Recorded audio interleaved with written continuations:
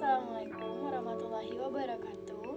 Perkenalkan, nama saya Ramidiani Fitri dengan NIM I102119101. Saya berasal dari kelompok 12 kelas reguler. Baiklah, selanjutnya saya akan menjelaskan mengenai pembahasan soal-soal penunjuk tentang materi biokimia metabolisme. Baiklah, soal yang pertama, bagaimana proses pencernaan karbohidrat, enzim apa saja yang terlibat, dan apa hasil akhir pencernaan karbohidrat. Nah, di sini pencernaan karbohidrat dimulai dari mulut.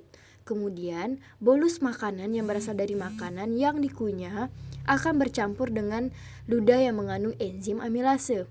Enzim amilase ini menghidrolisis pati atau amilum menjadi bentuk karbohidrat yang lebih sederhana, yaitu adalah dekstrin. Kemudian bolus ini kemudian ditelan ke dalam lambung.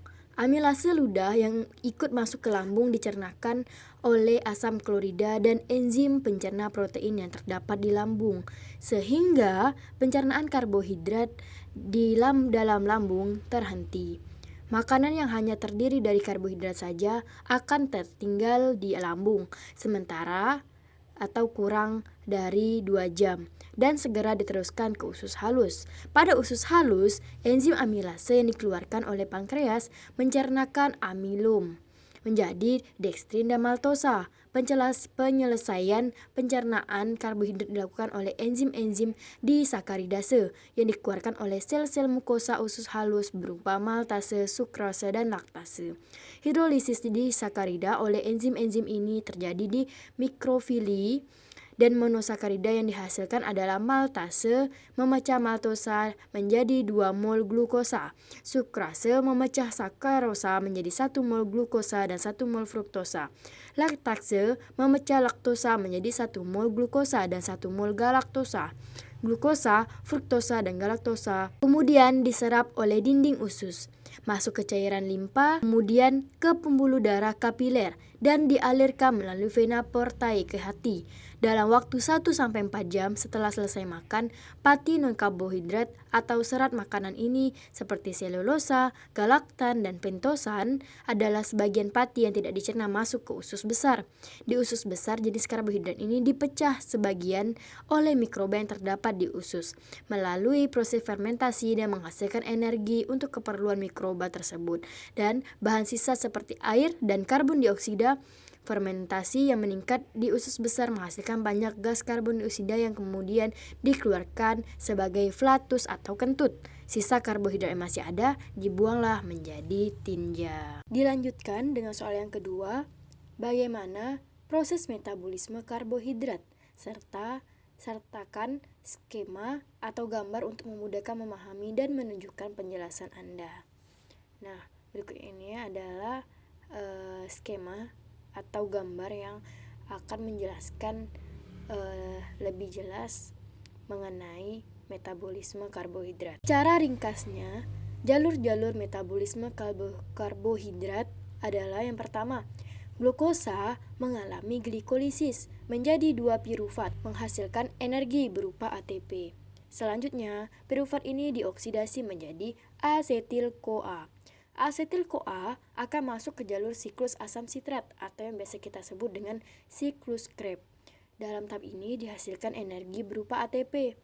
Jika sumber glukosa berlebihan, maka glukosa dirangkai menjadi polimer glukosa atau glikogen yang disimpan di hati dan otot sebagai cadangan energi jangka pendek atau disebut dengan glikogenesis. Jika kapasitas penyimpanan glikogen sudah penuh, maka karbohidrat dikonversi menjadi jaringan lipid atau glukolipid sebagai cadangan energi jangka panjang.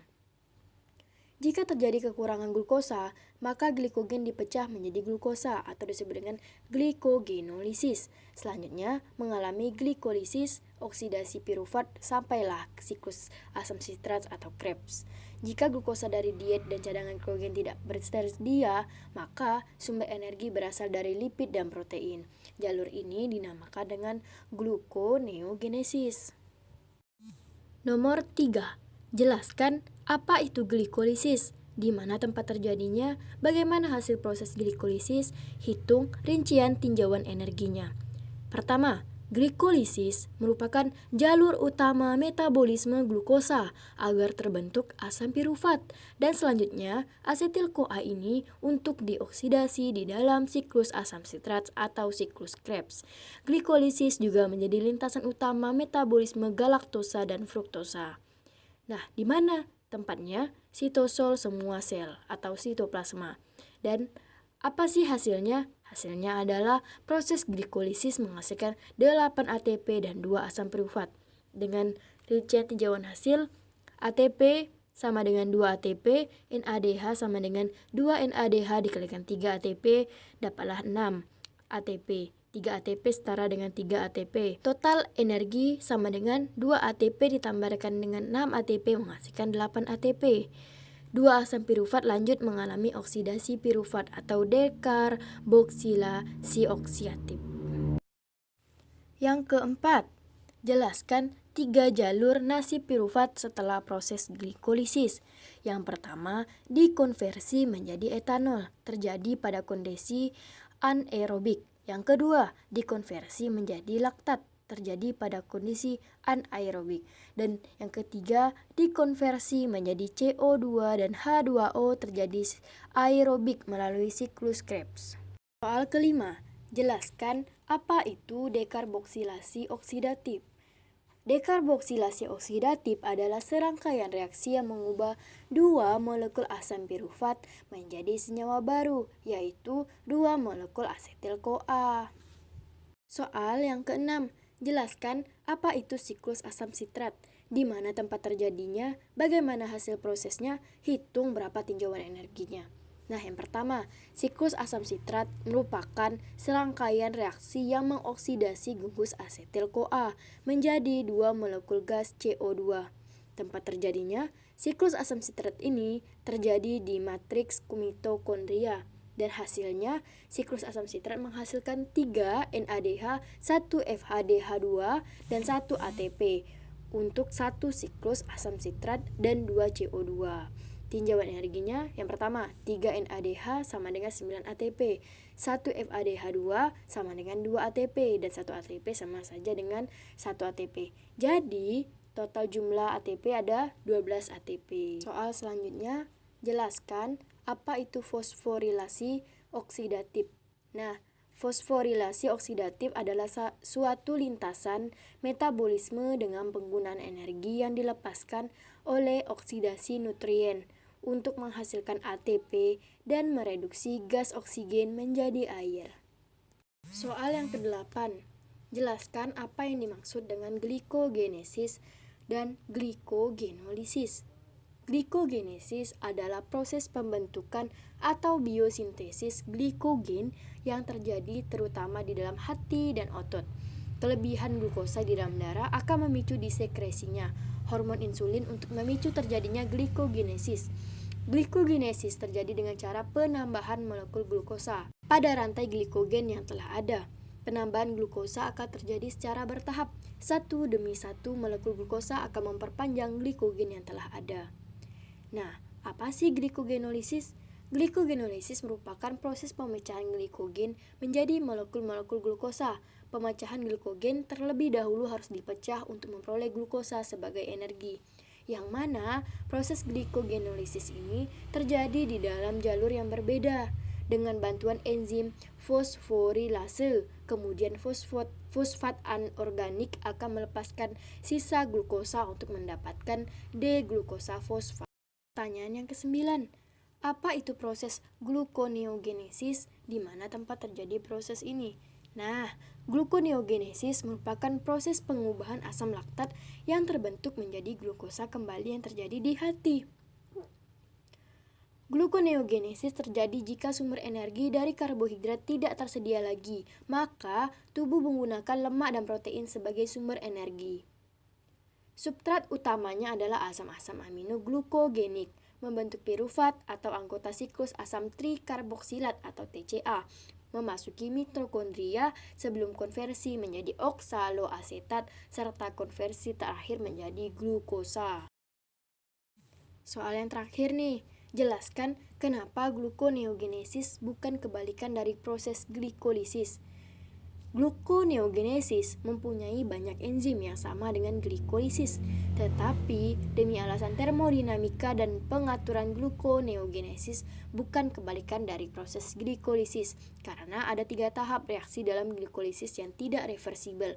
Artinya, diperlukan enzim lain untuk reaksi kebalikan. Baiklah, ini adalah skema dari lintasan utama dan pengaturan gluconeogenesis. Video gluconeogenesis. In this video, we will study about the gluconeogenesis. Let's split this term, which will help us to remember about this process just from the name. The word gluco means glucose, neo means new, and the word genesis refers to the production. Under normal circumstances, the carbohydrates are broken down in the human body by various enzymes into glucose. But this is just a breakdown. Under special circumstances, substances like fat, amino acids, pyruvate are converted into glucose. Thus, the production of glucose from new sources. Thus, gluconeogenesis can be defined as the synthesis of glucose from non-carbohydrate sources. Before beginning, make sure to support Med Simplified by hitting the subscribe button on our YouTube channel. You can also visit medsimi.com for a small donation, where we share new flashcards, written articles, suggestions, and much more. Now let's talk about the concept of gluconeogenesis in a bit detail. The average person consumes food many times in a day, which ultimately gets converted into glucose, and this maintains a blood glucose levels between 100 to 200 milligrams per deciliter throughout the day. The excess of the glucose gets converted to glycogen, which is stored in the liver, and this is used later when the blood glucose levels fall. Under a fasting state, the blood glucose levels start falling, and excess of the glycogen, which is about 100 grams, gets converted into glucose, which maintains a blood glucose level. But this glycogen reserve soon gets depleted and the blood glucose levels start falling. But some tissues in the human body, like the nervous tissue and the red blood cells, can only utilize glucose as a source of energy. So substances like fat, amino acids, and pyruvate get converted into glucose by gluconeogenesis, which maintains the blood glucose levels. About 50 to 60% of the gluconeogenesis takes place in the liver, 40% of this process takes place in the kidneys, and some minor amount of gluconeogenesis also takes place in the intestines.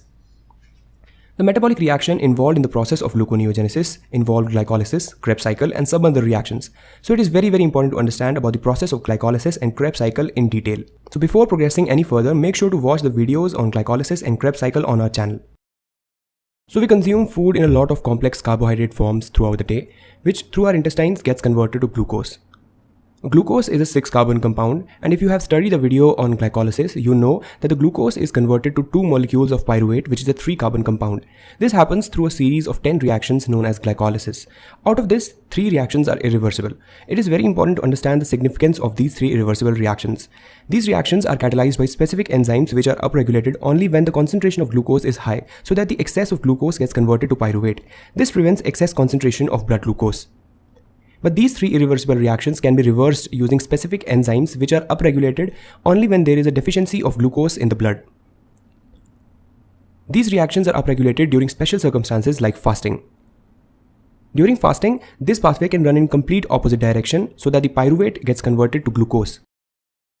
Other substances like propionate are first converted to intermediates of Krebs cycle, which then get converted to pyruvate. And substances like lactate are first converted to pyruvate directly, which convert to glucose later. So here is an overview about the process of glycolysis. Glucose is converted to glucose 6-phosphate by the enzyme glucokinase. The glucose 6-phosphate is then isomerized to fructose 6-phosphate. Then the enzyme phosphofructokinase adds another phosphate at the first position and converts it into fructose 1,6-bisphosphate. And through a series of reversible reactions, fructose 1,6-bisphosphate is converted to phosphoenol pyruvate. And through a last irreversible reaction, phosphoenol pyruvate is converted to pyruvate by the enzyme phosphofructokinase. So the first reaction, which is irreversible and we have to talk about, is the conversion of pyruvate back to phosphoenol pyruvate. For this, pyruvate first travels to the mitochondria through specific carrier proteins. In the mitochondria, pyruvate is converted to oxaloacetate by the enzyme pyruvate carboxylase. The enzymes in the green are the gluconeogenic enzymes which are expressed during fasting. In this reaction, carbon dioxide is used and ATP is also used. Oxaloacetate is then transferred back to the cytoplasm, which through the help of the enzyme phosphoenol pyruvate carboxykinase gets converted to phosphoenol pyruvate. In this reaction, GTP acts as the electron donor and carbon dioxide is liberated back. Phosphoenol pyruvate then is converted to fructose 1,6-bisphosphate since these reactions are reversible. The next irreversible reaction is the conversion of fructose 1,6-bisphosphate to fructose 6-phosphate. This is brought about by the enzyme fructose 1,6-bisphosphatase. And the last irreversible reaction is the conversion of glucose 6-phosphate back to glucose, which is brought about by the enzyme glucose 6-phosphatase. Phosphatases are the enzymes which break the phosphate bond. Now, other substances like propionate, lactate, and glycerol also are converted to glucose through specific pathways. Let's first talk about propionate. Propionate is first converted to succinyl-CoA, and if you have watched the video on Krebs cycle, you know that the succinyl-CoA is an intermediate in the Krebs cycle which get converted to oxaloacetate, and then oxaloacetate is converted to phosphoenol pyruvate. Substance like lactate is converted directly into pyruvate by the enzyme lactate dehydrogenase, and glycerol, which is derived through the fat tissue, is first converted to glycerol 3-phosphate, which is then converted to dihydroxyacetone phosphate, and dihydroxyacetone phosphate can be converted to fructose 1,6-bisphosphate through the reactions of glycolysis. So this was all about the gluconeogenesis. I hope you find this video helpful. Make sure to subscribe us on YouTube and like our page on Facebook for all the latest updates.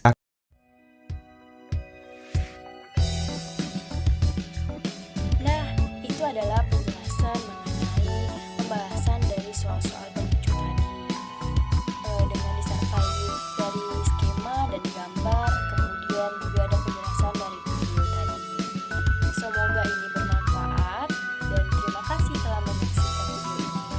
Wabillahi taufiq wal hidayah. Wassalamualaikum warahmatullahi wabarakatuh.